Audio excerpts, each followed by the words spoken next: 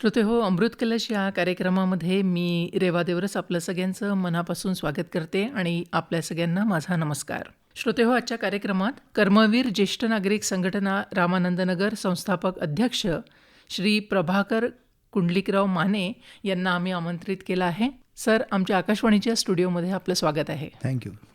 Sir, सुरुवातीला श्रोत्यांना आपला संक्षिप्त परिचय सांगा. हॅलो, मी प्रभाकर कुंडलिकराव माने बोलतो. मला सर्वजण पी के माने म्हणून ओळखतात. अच्छा. प्रभाकर हे काही विशेष कोण ओळखत नाही, तरी मी सांगतो पी के माने म्हणून सगळे ओळखतात. आणि आज आकाशवाणीवर आल्यानंतर आपल्याशी संधान साधतोय, इतका आनंद झालेला आहे की हा परमानंद काय असतो तो आता मला जाणलेला आहे. आणि हा आकाशवाणी माझ्या जीवनामध्ये एक टर्निंग पॉईंट दिलेला आहे. आणि नक्की सांगतो यातनं मला प्रेरणा मिळणार आहे.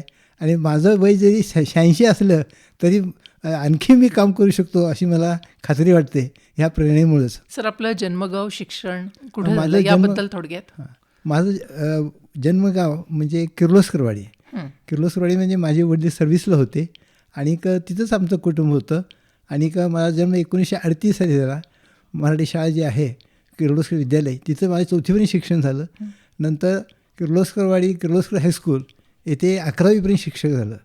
आणि त्यावेळेला मला आठवतं आहे, मी 6वीत असताना साहित्य राष्ट्रभाषा प्रबोध परीक्षे पास झालो 6वीत असताना. आणि 9वीत असताना महाराष्ट्र साहित्य परिषदेची प्राज्ञ परीक्षा पास झालो. आणि त्यावेळेला आम्ही तिघं म्हणजे 3 शिलेदार आम्हाला म्हणणार सगळी शाळेमध्ये.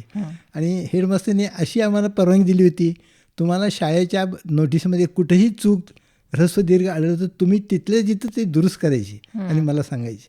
अशा प्रकारे आम्ही आनंदात शालेय जीवन गेलेलं आहे. आणि SSC 1957 साली झालो आणि त्यावेळेला मला 73% मार्क मिळाले. तेव्हा SSCचा 80चा पहिला होता. आणि त्यावेळेला मी आमच्या परिसरातील 3 शाळा होत्या, त्या शाळेमध्ये माझा नंबर आला होता. आणि आनंद वाटतो. त्यावेळेला म्हणजे आम्हाला कोणाची शिकवण्या वगैरे असलं काही नव्हतं, गाईड वगैरे असलं काही नव्हतं, फक्त टेक्स्टबुक आम्हाला त्यावेळेला पुस्तकं नव्हती, स्वतःच्या मेहनतीवर अभ्यास करून पास.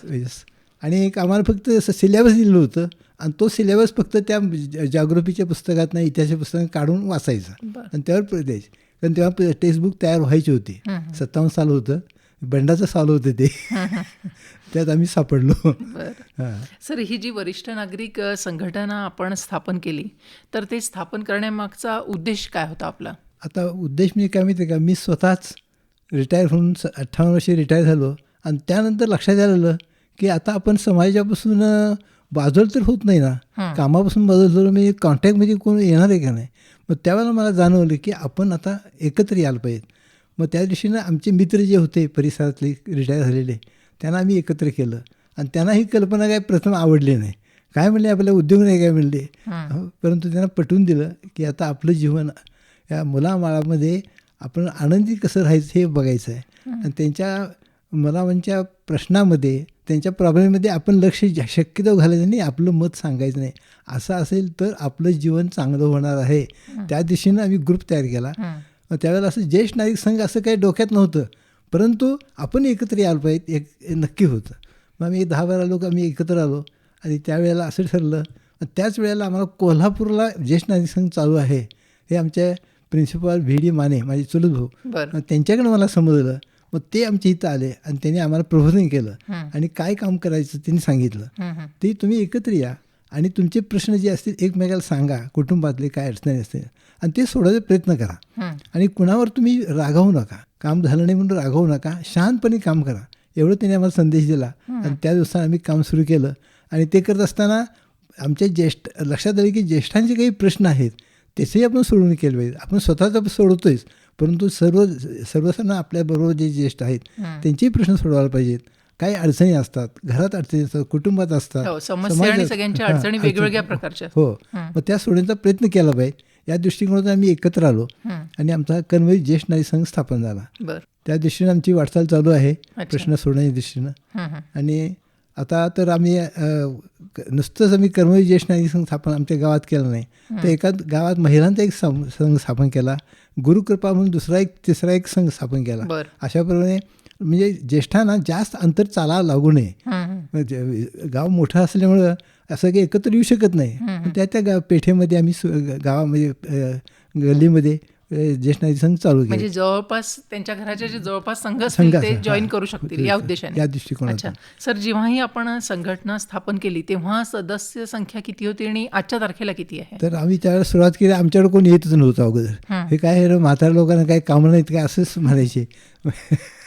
परंतु नंतर असं झालं बरं का, त्यांना समजलं की आम्ही ही चिकाटीनं काम करतो, हे काही सुटणार नाही आहे. आणि प्रत्येक घरात जाऊन आम्ही त्यांना विनंती केली की तुम्ही आमच्यात या. तर आता करत असताना पहिल्यांदा आम्ही 25 लोक एकत्र आलो. इतका आनंद झाला त्यावेळेला. 25 लोकांना आम्ही एकत्र केलं. नंतर आमचा कार्यक्रम सुरू झाले. त्यावेळेला कार्यक्रमात फक्त आमचेच लोक असायचे, दुसरे कोण येणार नाही असं होतं. परंतु आम्ही असे कार्यक्रम घेतले की त्यामधनं समाजामध्ये असं काहीतरी होईल. आणि चांगले वक्ते आणले बाहेरचे. चांगले वक्ते म्हणजे वसंत आपटे हे प्रसिद्ध आहेत ह्याच्यामध्ये आपले जगचे. त्यांना आम्ही मदतीला घेतलं आणि त्यांनी त्यांच्या कल्पना सांगितल्या आणि त्या दिवशीनं आम्ही काम चालू केलं. आणि त्यामुळे लोक अट्रॅक्ट झाले आणि मग त्यांना सांगायला सुरुवात केली की आपण जर एकत्र आलो तर आपले जे मनात प्रश्न आहेत, समाजाचे जे प्रश्न आहेत ते आपण सोडवू शकू. मग ते लोकांना पटल्यानंतर मग आमची संख्या आता 250पर्यंत संख्या झालेली आहे. अच्छा, म्हणजे 25 पासून सुरू करून 250, 10 पट. आणि त्याच्यामध्ये महिला सुद्धा आहेत. महिला येत नव्हत्या, आमच्या घरातलीच मंडळी यायला तयार नाही, तर बाकीच्यांना कसं सांगायचं. तरी सुद्धा काही महिला मिळाल्या काम करणाऱ्या आणि त्यांना मी एकत्र आणलं आणि त्यांना आमच्या सामावून घेतलं.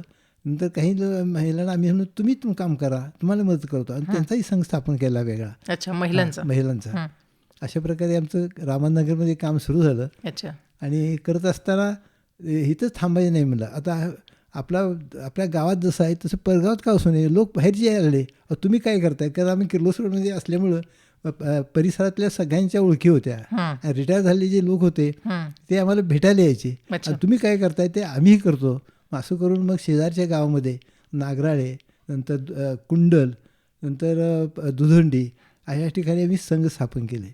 आणि त्याच वेळेला पलूसमध्ये कोण आम्हाला भेटत नव्हतं. पलूस एवढे मोठं गाव, काय सगळ्यात मोठं असणारं गाव, परंतु आम्हाला कोण भेटेना. मग तिथं आमचे नार्वेकर सर म्हणून, अशोक नार्वेकर म्हणून तिथे शिक्षक ह्याच्यामध्ये पलूसच्या हायस्कूलमध्ये होते. ते रिटायर झाले होते, ते आमचे मित्र. मग त्यांना आम्ही विचारलं की आपण काय करूया. ते म्हणले तुम्ही इथं आमचे एल पाटील म्हणून आहेत, त्यांना भेटा आणि ते आले की आपल्याला बरंचसं सोपं होईल. मग तसं करून त्यांना भेटलो. मग SK काका जे होते ना, विकास फाउंडेशनचे पहिले चेअरमन, शिक्षण संस्थेचे चेअरमन, मग त्यांना आम्ही भेटलो. मग त्यांना ती कल्पना आवडली आणि त्यांनी मग लोकांना गोळा केलं आणि पलूसमध्ये कॉलेजच्या त्या एक देऊळ आहे, त्या देवळामध्ये मिटिंग घेतली. खंडोबाचं देऊळ, तिथे मिटिंग घेतली.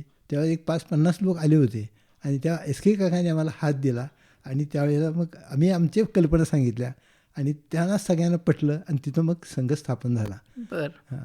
आणि हे करत असताना असं झालं की आता नव्हतं इथं स्थापन करून चालणार नाही, प्रत्येक गावात गेलं पाहिजे. म्हणून आम्ही ग्रुप तयार केला की पलूस तालुक्यात म्हणजे एकत्र आलो आणि मग प्रत्येक गावामध्ये आंधळी आहे, जसं बांबवडे आहे, सांडगेवाडी आहे, अशा ठिकाणी आम्ही जाऊन त्यांना प्रबोधन केलं आणि प्रत्येक ठिकाणी संघ स्थापन करायला सुरुवात केली. बरं सर, आज इतक्या वर्षापासून आपली ही वरिष्ठ नागरिक संघटना यशस्वीरित्या काम करते आहे, तर या संघटनेचं सर मीटिंगचं आपलं शेड्यूल काय असतं? तर आम्ही असं केलं बरं का, विचारलं की तुम्हाला काही आपल्याला काही कामं आहेत का.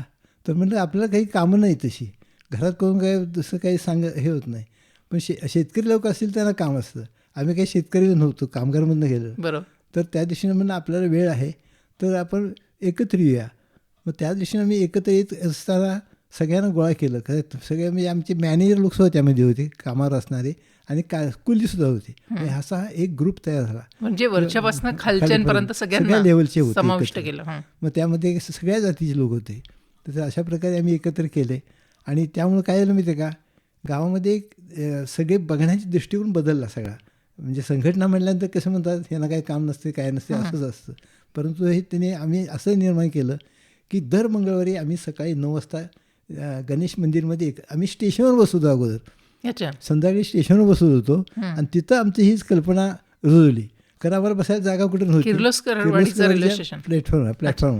आणि विशेष म्हणजे पहिला संघ जेव्हा स्थापन झाला आपल्या महाराष्ट्रात, तोही डोंबिवलीच्या रेल्वेच्या स्टेशनवर स्थापन झालेला आहे. हे आम्हाला नंतर समजलं, आम्हाला उशिरा समजलं, पण आमचाही संघ किर्लोस्करच्या स्टेशनवर स्थापन झाला. कारण का, संध्याकाळची वेळ असते, प्लॅटफॉर्मवर रिकामा असतो, स्वच्छता असते आणि कोण आम्हाला उठ म्हणत नाही, अशी जागा आहे. तर त्या ठिकाणी आम्ही एकत्र संध्याकाळी फिरणंही व्हायचं, गप्पाही व्हायच्या. अशा कारण आम्ही एक वर्षभर स्टेशनवर बसत होतो, दर मंगळवारी संध्याकाळी. मग आता असं झालं की आमच्यातले लोक म्हणाले की आपण असं बसण्यापेक्षा आमचं एक गणेश मंदिर आहे सावंतपूर वसाहतीमध्ये, तिथं आपण बसू की.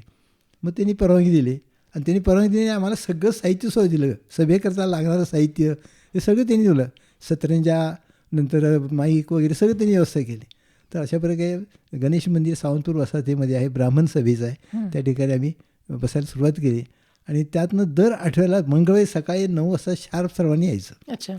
दर मंगळवारच का, तर तेवढा कारखान्याला मंगळवारी सुट्टी होती, लाईट नसायची. म्हणजे त्यांच्या सोयीनुसार. हा, त्यांच्या सोयीनुसार. घरात लाईट नसल्यामुळे बरीच काही कामं नसतात.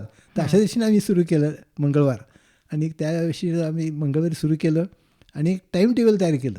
ते बसल्यानंतर आपण काय करायचं, तर अमुक गोष्टी करायच्या. पहिल्यांदा सर्वांचं स्वागत अगदी ठरवून दिलं, आणि प्रार्थना, ज्येष्ठांची जी प्रार्थना आहे, खरा तो एकची धर्म सानेगुरूंची, ती अगोदर मी सगळ्यांना छापून प्रिंट करून घेतली आणि प्रत्येकाला कागदात दिली आणि ती बघून म्हणायची, सर्वांनी एकत्र म्हणायची. असं सुरू केलं. बरं.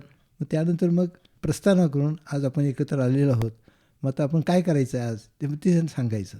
अशा दृष्टीने आमचं काम सुरू झालं आणि असं एक तासभर आम्ही एकत्र यायचं. मग त्यावेळेला कोणतरी प्रश्न विचारणार, त्याची मला माहिती काय, तुम्हाला काय अडचण आहे का, अडचणी सांगणार, किंवा मला ते पोस्टात गेल्यानंतर मला असं अडचण येते, काय करूया, तर व्यवस्थित उत्तर मिळत नाहीत. मग ठीक आहे म्हटलं, आपण त्या साहेबांना बोलूया आपण तिथनं.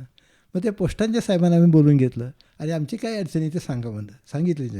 आणि त्यांनी ते मान्य केलं की आमच्याकडे काय होत असेल तर ज्येष्ठांचे प्रश्न आम्ही अगोदर घेतो, किरकोळ काय असेल ते. नंतर जसं बँकेत प्रश्न असत किंवा विनाकारण दुपारचं वेळ जातात ज्येष्ठ नागरिक, त्यावेळेस त्यांचं लवकर काम व्हावं या दृष्टीनं रांगेतच उभारावं लागू नये.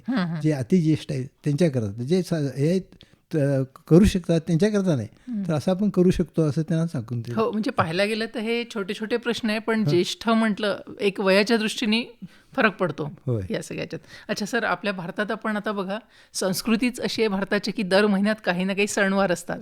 तर ह्या संघटनेमार्फत तुम्ही कोणकोणते सण आजपर्यंत साजरे केले आहे किंवा कोणकोणते प्रकारचे संमेलनं तुम्ही आयोजित केलेले आहे? एक म्हणजे आम्ही आमचं गॅदरिंग घेत असतो वर्षातनं एकदा. आमचा जो संघाचा 20 जुलै 2002 साली आमचा संघ स्थापन झाला. मग तो स्थापना दिन झाला आणि तो स्थापना दिन दरवर्षी आम्ही साजरा करतो. आणि त्याकरता परिसरातले कॉलेजचे प्रिन्सिपॉल किंवा चांगले नावाजलेले डॉक्टर या सर्वांना एकत्र आणतो, बोलवतो आणि त्यांचं प्रबोधनात्मक लेक्चर ठेवतो. आणि त्या दिवशी मग आम्ही गावातून फेरी काढतो. फेरी काढल्यानंतर काय होतं, लोकांना जाणीव होते.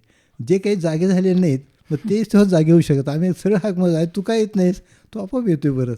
तर फेरी काढतो आणि फेरी काढत असताना प्रभात फेरीची जी गाणी असतात, पूर्वी आम्ही लहानपणी जे म्हणत होतो देशांच्या संदर्भातले, ती गाणी आम्ही म्हणत फेरी काढतो, घोषणा देत वगैरे. तर असं वाढदिवस साजरा करतो. आणि त्या दिवशी संध्याकाळी आम्ही बाहेरच्या पाहुण्यांचं लेक्चर ठेवतो आणि ते स्वतः ज्येष्ठांच्या संदर्भात, बाकी दुसरा विषय कुठला घ्यायचा नाही, त्याविषयी तुम्ही बोलायचं. तर असे प्रकारे आम्ही वाढदिवस साजरा करतो. हा अत्यंत महत्त्वाचा दिवस आहे. 20 जुलै 2002 साली स्थापन झाला. तो आम्ही स्थापना दिन म्हणून साजरा करतो. म्हणजे आता 20 जुलैला 22 वर्ष पूर्ण होतील. 22 वर्ष पूर्ण होणार. मग तो आता कार्यक्रम करायची तयारी चालू आहे. तर आता आम्ही असं ठरवलं आहे, ह्या वर्षी करताना आपल्यातले सगळे गोळा करायचे आणि सगळ्यांच्या मुलाखती घ्यायच्या, प्रत्येकाला बोलायला द्यायचं. कारण का आता आम्हाला परत बोलायला मिळणार नाही. म्हणजे आजपर्यंतचे अनुभव वगैरे सांगायचं या दृष्टिकोनातून. अच्छा, ते ठरलेलं आहे. पाहुणा वगैरे कुणाला बोलायचं नाही, काय नाही, आपणच सांगायचं. सगळ्यांना गोड करायचं सगळा कार्यक्रम, अशा दृष्टीने ठरवलेलं आहे. सर, आजपर्यंत तुमच्या संघटनेने समाजासाठी कोणकोणते कार्य केले आहे याबद्दल काय सांगता येईल? समाजासाठी म्हणजे विशेष म्हणजे मराठी शाळेमध्ये जी लहान मुलं जी असतात त्यांच्याकरता डॉक्टर आणून डॉक्टरमार्फत त्यांची तपासणी केली. आता सगळी करतात, पण त्यावेळेला आम्ही जेव्हा सुरू केलं तेव्हा हे असलं काही नव्हतं. मग त्यावेळेला आम्ही डोळ्याचे डॉक्टर, नंतर दाताई डॉक्टर असे जे आहेत, मग त्यांना एकत्र आणून विद्यार्थ्यांना लेक्चर देऊन त्यांची तपासणी करणे. म्हणजे लहान मुलं 1ली, 2री, 3री, 4थीपर्यंतचे विद्यार्थी जे आहेत त्यांची आरोग्य तपासणी करणे, हे आम्ही दरवर्षी करत होतो. ते हे एक आमचं हे होतं, म्हणजे विद्यार्थ्यांची तपासणी करणे आरोग्याविषयी. नंतर परत त्यांच्याकरता स्पर्धा घेणे. विद्यार्थी शाळेत करत असतात, पण आम्ही आमच्या इथंही स्पर्धा घेतो. म्हणजे कोणत्या चित्रकला स्पर्धा, सगळ्यांना बोलून त्यांना विषय द्यायचा आणि चित्रकला सांगायचं. नंतर लिखाण करायचं, निबंध लिहून घ्यायचे त्यांच्याकडनं. आणि हे करत असताना तिथले हेडमास्तर किंवा मराठी शाळेचे शिक्षक आम्हाला फार चांगलं सहकार्य करणार. म्हणजे तुम्ही हे करतोय, विशेष आहे म्हणले आम्ही तुम्हाला मदत करतो काय असेल ते. तर अशा प्रकारे आम्ही मराठी शाळेंच्या विद्यार्थ्यांची गुणवत्ता कशी वाढेल, तो कसा एक्सपोजर त्याला मिळावा या दृष्टीने प्रयत्न करत असतो आम्ही. आमच्या ज्येष्ठ नागरिक संघटनेमार्फत वेगवेगळे कार्यक्रम सादर करत असतो आणि त्या कार्यक्रमातून ज्येष्ठांचं प्रबोधन व्हावं, काही वेळा त्यांचं मनोरंजन व्हावं आणि सर्व माहिती मिळावी हा हेतू असतो. तर उदाहरणार्थ आम्ही जागतिक महिला दिन साजरा करतो. 8 मार्च हा जागतिक महिला दिन. मग त्यावेळेला आम्ही काय करतो की सर्व महिलांना जाणीव करून देतो की आपण हा कार्यक्रम घ्यायचा आहे आणि त्या दिशेनं तुमच्या माहितीपत्र असणारे एखादी चांगली व्यक्ती कोण असतील, महिला व्यक्ती असतील तर सांगा. मग त्यांना विचारतो, मग ते सांगतात किंवा आम्ही आमच्या ह्यानं ठरवतो. आणि दरवर्षी 8 मार्चला आम्ही जागतिक महिला दिन साजरा करतो. आणि ह्या संदर्भामध्ये आम्ही मराठी शाळेमध्ये जाऊन शिक्षक दिन 5 सप्टेंबर हा शिक्षक दिन आहे. शिक्षक दिन म्हणजे सर्वांचे जे गुरु आहेत त्या गुरुपासून आपण शिक्षण होऊन तयार झालेलं आहे. मग त्यांचा हा मान राखला पाहिजे, त्यांची आठवण काढली पाहिजे. या दृष्टिकोनातून आम्ही काय करतो की आमच्या गावामध्ये 4 शाळा आहेत मराठी शाळा. तर त्या शाळेमध्ये जाऊन आम्ही शिक्षकांचा प्रार्थनेच्या वेळेला हा आम्ही त्यांचा सत्कार करतो. आणि त्यावेळेला त्यांना गुलाब पुष्प, नंतर छोटीशी प्रेझेंट वस्तू, पेन वगैरे असं देऊन आम्ही सत्कार करतो. आणि त्यावेळेला ते सर्व कार्यक्रम हा विद्यार्थ्यांच्या समोर होतो. सर, आता जसं तुमचं संघटना जी आहे वृद्धांसाठीच आहे, तर या वृद्धांसाठी कोणकोणते उपक्रम राबवले जातात तुमच्या संघटनेत? एक म्हणजे ज्येष्ठ म्हटल्यानंतर सगळेच समजतात की ह्याला काही काम नाही आहे आणि खरंच काम नसतं आणि आळस अंगात येतो. तर तसं होऊ नये यासाठी आम्ही सर्वांना सांगितलेलं आहे आणि अंमलात आणलेलं आहे की सकाळी लवकर उठून सगळं आटपून फिरायला जायचं. पहाटे फिरायला जायचं, सगळ्यांनी एकमेकांना भेटायचं. आता रस्ते वेगळे असतील पण आम्ही ग्रुप केले, त्या रस्त्याच्या माणसाने मला सांगायचं ते सगळे आले ते का नाही. दुसऱ्या रस्त्याला जे आहेत त्यांनी तिथल्या माणसाने मला सांगायचं सगळे आले का नाही. म्हणजे अशा करायला एक चेकअप ठेवला. म्हणजे हे सक्ती म्हणा, काय ते प्रेमाची सक्ती होती. आणि त्यामुळे आम्ही 3 ठिकाणी जाणारे ज्येष्ठ होते ते आम्हाला रिपोर्ट करायचे की आम्ही आज फिरून आलो. म्हणजे सकाळी मॉर्निंग वॉक घेणे हे सगळ्यांना कंपल्शन केलं होतं आणि त्या दिवशी ते करतात. हे एक झालं. नंतर परत वाचन म्हणजे नुसतं पेपर वाचून नाही, काहीतरी आपण वेगळं पुस्तक वाचलं, कादंबरी वाचले पाहिजेत, कथा वाचल्या, पेपरमध्ये रविवारच्या पेपरमध्ये येणारे लेख वाचले पाहिजेत. आणि ते वाचले कधी समजण्याकरता करण्याकरता आम्ही दर रविवारी मंगळवारी आदल्या रविवारी तुम्ही कुठला पेपर वाचला तर तो वाचलेला आहे. मग ते म्हणत तुम्ही पुढच्या खेपेला मला हा वाचून दाखवायचं काय असेल ते. मग त्यांना त्या दिवशी सांगायचं. मग त्यांनी पुढच्या मंगळवारी येऊन मी काय वाचलं ते वाचून दाखवायचं आणि त्याच्यावर सर्वांनी चर्चा करायची. म्हणजे केलेल्या कामांची वाचनाची देवाणघेवाण की मी वाचलेलं आहे आणि ते ऐकून आमचे काही प्रश्न निर्माण झाले ते सगळ्यांनी मिळून उत्तर द्यायची, कोण जे असेल ते उत्तर. अशा प्रकारे आम्ही करत असतो. मग अशी सर, जसं मला तुमच्या बोलण्यातनं जाणवलं की संघटनेने आजपर्यंत जेवढे उपक्रम राबवले आहेत त्याच्यासाठी तुम्हाला विविध पुरस्कारही प्राप्त झालेले आहेत. तर या पुरस्कारांविषयी काय सांगाल? पुरस्कार म्हणजे काय माहिती, पाठीवर थाप असते. आम्ही काम करत होतो, आम्हाला काय माहिती नव्हतं की असे पुरस्कार असतात वगैरे, की आपण एकत्र यायचं, मजेत राहायचं, आनंदात राहायचं, हे आमचं तत्व होतं. परंतु नंतर कोल्हापूरला आम्हाला समजलं की असे योजना असतात, मग त्यामध्ये तुम्ही भाग घ्या. मग कोल्हापूर प्रादेशिक विभाग म्हणजे कोल्हापूर आणि सांगली हे 2 जिल्हे त्यामध्ये येतात. मग तेव्हा 800 एकूण म्हणजे अशा प्रकारचे आमच्यासारखे 800 संघ आहेत. मग याच्यामध्ये उत्कृष्ट ज्येष्ठ नागरिक संघ म्हणून ते स्पर्धा घेतात. अच्छा. मग त्याला मग काय असतं तर त्याचं अधिवेशन असतं. त्या अधिवेशनात ते बक्षीस देतात. संपूर्ण महाराष्ट्रातले सगळे लोक तिथे येत असतात आणि त्यावेळेला अधिवेशनामध्ये बक्षीस देत असतात. मग त्यावेळेला आम्ही ठरवलं की आपणही प्रयत्न करूया की. तर मग त्यांना आम्ही भेटलो आणि त्यांनी सांगितलं की तुम्ही तुमचे रिपोर्ट द्या, काय काय कामं केली. मग त्याचा आता किर्लोस्कर ब्रदर्समध्ये असताना रिपोर्ट कसा करायचा याची मला पूर्ण कल्पना होती आणि मी त्यात काम केलं होतं. त्यामुळं कसं आकर्षक आणि कसं प्रेझेंटेशन करायचं ही माहिती असल्यामुळं आम्ही आमचा रिपोर्ट तयार केला आणि विशेष म्हणजे पहिल्याच वर्षी आमच्या संघाला संपूर्ण कोल्हापूर प्रादेशिक विभागात कोल्हापूर आणि सांगली जिल्ह्यामध्ये उत्कृष्ट ज्येष्ठ नागरिक संघ म्हणून आम्हाला पारितोषिक मिळालं. वाह, क्या बात. हां, आणि त्याचं अधिवेशन कुठं होतं, ओझरला होतं. ओझरमध्ये आम्हाला मोठ्या सन्मानानं तिथं ओझरला अधिवेशन होतं. त्यावेळेला आमचं बक्षीस मिळालं. आम्ही इथंच थांबलो नाही. असं म्हणलं आता आपण जोर करून संपूर्ण महाराष्ट्रात कसं मिळायचं ते बघायचं. आपल्या प्रादेशिक विभागात कोल्हापूर विभागात मिळालेलं आहे. तर आमचे असे 10 विभाग आहेत.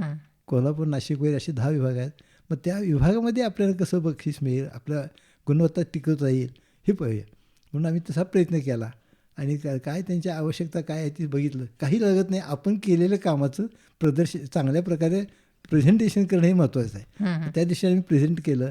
आणि विशेष म्हणजे 2 वर्षांनी आम्हाला संपूर्ण महाराष्ट्राचं ज्येष्ठ नागरिक उत्कृष्ट ज्येष्ठ नागरिक संघ हे ग्रामीण विभाग हे आम्हाला पारितोषिक मिळालं. अरे वा. हां, आणि ते सुद्धा आम्ही ओझरच्या इथं आम्ही ते बक्षीस घेतलं. आम्ही त्यावेळेस सगळेजण गेलो पुण्याला. कारण तो एक आनंद असतो ना, 10-12 लोकांना घेऊन प्रवास करणं वगैरे ज्येष्ठांना. मग तेही आम्ही उभं घेतलेलं आहे. बरं. आणि इथंच थांबलो नाही आम्ही. आता म्हणलं आता महाराष्ट्र संपला, आता आपण भारतामध्ये कसं बक्षीस मिळेल ते बघूया. मग त्या दिवशीनं त्यांचे रिक्वायरमेंट काय बघितलं, काय बघतात, त्या दिवशीनं आम्ही प्रयत्न केले.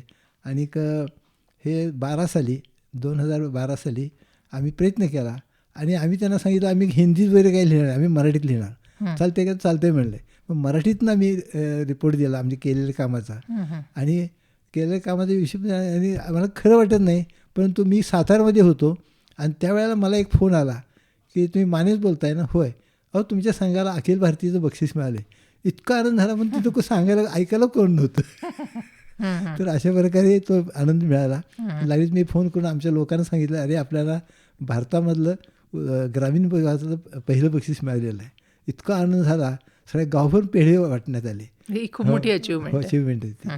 सर, आता जसं तुमच्या संघटनेमध्ये जितके वृद्ध आहे तर त्यांच्या मनोरंजनाच्या दृष्टीने काही कार्यक्रम किंवा अशा सहली वगैरे आयोजित करता का तुम्ही? हो सर.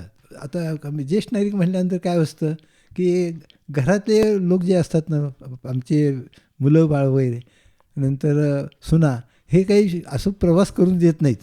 तुम्हाला काय धर्म काय करा. तर आम्ही घरी जाऊन त्यांना सांगितलं जबाबदारी आमची, आम्ही जबाबदारी घेतो आणि आम्ही असं सहल करणार आहे. तर कुठं करणार आहेत?